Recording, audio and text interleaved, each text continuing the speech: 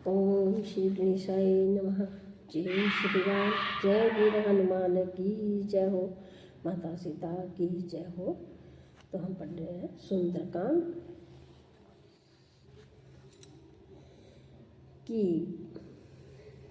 वानरराज सुग्रीव ने शीघ्र ही वानरों को बुलाया तो सेनापतियों के समूह आ गए।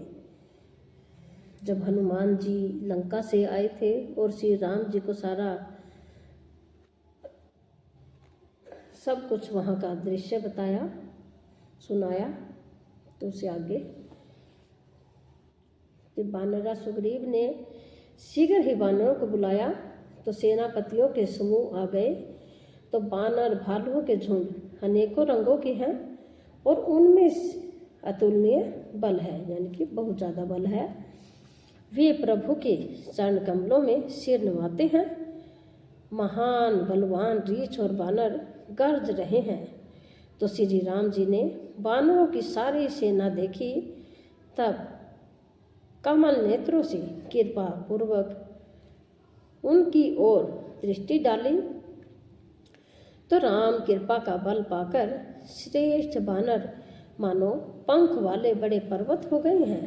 तब श्री राम जी ने हर्षित होकर प्रस्थान यानी कि कूच किया।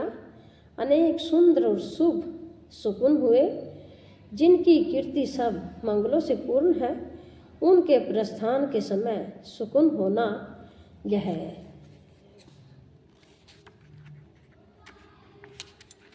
यह कोई नीति है, यानी कि लीला की मर्यादा है। प्रभु का प्रस्थान जानकी जी ने भी जान लिया। उनके बाई अंग फड़क फड़क कर मानो कह देते थे कि श्री राम जी आ रहे हैं। तो जानकी जी को जो शकुन होते थे वही रावण के लिए अपशकुन होते थे। तो सेना चली, उनका वर्णन कौन कर सकता है। असंख्या वानर यानी कि बहुत ज़्यादा वानर और भालू गर्जना कर रहे हैं।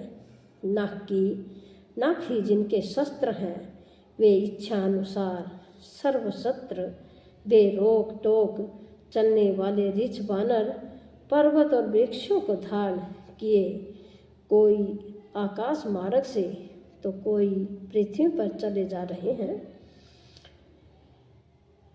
वे सिंह के समान गर्जना कर रहे हैं। उनके चलने और गर्जने से दिशाओं के हाथी विचलित होकर चिंगाड़ रहे हैं।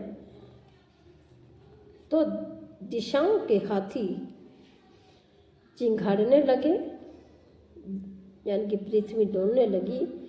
पर्वत चंचल हो गए, कांपने लगे और समुद्र खलबला उठे। गंधर्व देवता मुनि नाग किन्नर सब के सब मन में हर्षित हुए कि अब हमारे दुख टल गए हैं। अनेकों करोड़ भयानक वानर योद्धा कटकटा रहे हैं और करोड़ों ही दौड़ रहे हैं। प्रबल प्रताप कौशलनाथ श्री रामचंद्र जी की जय हो कहकर ऐसा पुकारते हुए वे उनके गुण समूह को गा रहे हैं। तो उधर परम श्रेष्ठ महान सर्पराज शेष जी भी सेना का बोझ नहीं सह सकते थे। वे बार बार मोहित हो जाते हैं, यानी कि घबरा जाते हैं और पुनः कच्छ की कठोर पीठ को दांतों से पकड़ते हैं। ऐसा करते अर्थात बार बार दांतों को गड्ढाकर कच्छप की पीठ पर लकीर से खींचते हुए वे कैसे शोभा दे रहे हैं कि मानो श्री रामचंद्र जी की सुंदर प्रस्थान यात्रा को परम सुहानी जानकर उसकी अचल पवित्र कथा को सर्पराज शेष जी कच्छ की पीठ पर दिख रहे हैं। तो इस प्रकार कृपा निधान श्री राम जी समुद्र तट पर जा उतरे। तो अनेकों वृक्ष वानर वीर जहाँ तहाँ फल खाने लगे।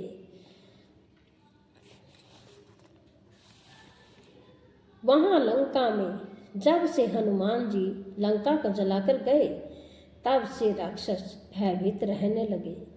अपने अपने घरों में सब विचार करते हैं कि अब राक्षस कुल की रक्षा का कोई उपाय नहीं है, जिसके दूत का बल वर्णन नहीं किया जा सकता।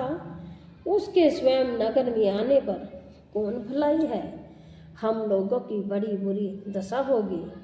दूतियों से नगर निवासियों के वचन सुनकर मंदोदरी बहुत ही व्याकुल हो गई। ये है एकांत में हाथ जोड़कर पति रावण के चरणों लगी और नीति रस में पगी हुई वाणी बोली कि हे प्रियतम, श्री हरि से विरोध छोड़ दीजिए। मेरे कहने को अत्यंत ही हित कर जानकर हृदय में धारण कीजिए। जिनके दूत के करने का विचार करते ही समरण आते ही राक्षसों की स्त्रियों के गर्भ गिर जाते हैं। हे प्यारे स्वामी, यदि भला चाहते हैं तो अपने मंत्री को बुलाकर उसके साथ उनकी स्त्री को भेज दीजिए। सीता आपके कुल रूपी कमलों के वन को दुख देने वाली जाड्य के रात्रि के समान आई है।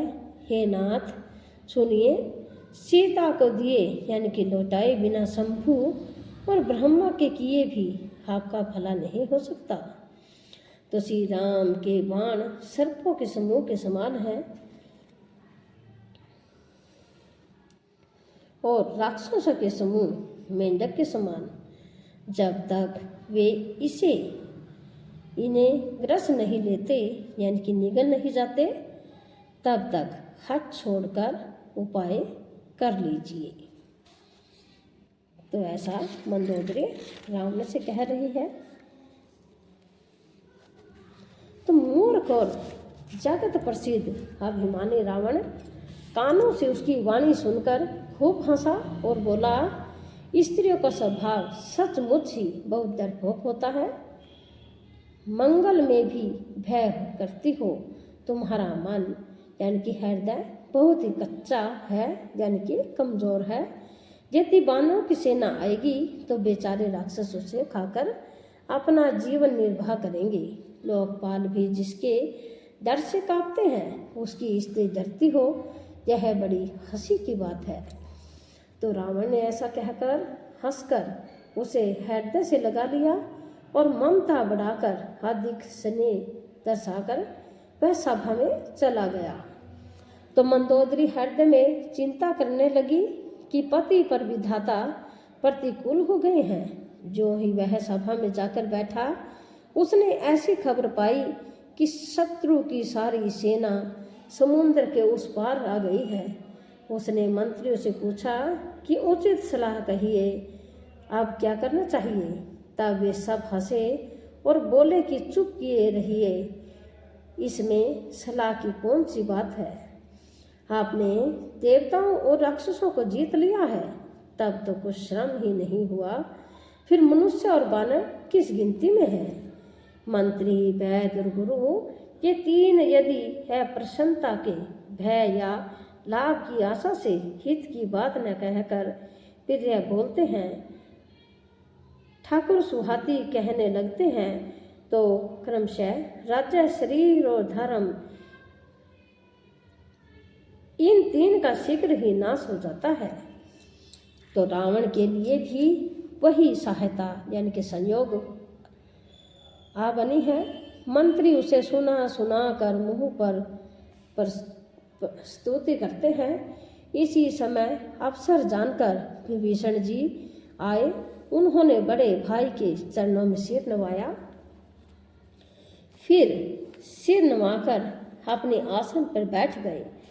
आज्ञा पाकर ये वचन बोले कि हे कृपालु, जब आपने मुझसे बात यानी कि राय पूछी है, तो हे तात, मैं अपनी बुद्धि के अनुसार आपके हित की बात कहता हूँ। जो मनुष्य अपना कल्याण, सुंदर यश, सुबुद्धि, शुभ गति और हर प्रकार की यानी कि नाना प्रकार के सुख चाहता हो, वह है स्वामी पर स्त्री के ललाट को चौथ के चंद्रमा की तरह त्याग दे। अर्थात जैसे लोग चौथ के चंद्रमा को नहीं देखते, उसी प्रकार पर स्त्री का मुख ही न देखे। 14 भवनों का एक ही स्वामी है, वह भी जीवों से बैर करके ठहर नहीं सकता, यानी कि नष्ट हो जाता है। जो मनुष्य गुणों का समुद्र और चतुर हो, उसे चाहे थोड़ा भी लोभ क्यों न हो, तो भी कोई भला नहीं कर सकता। जय श्री राम।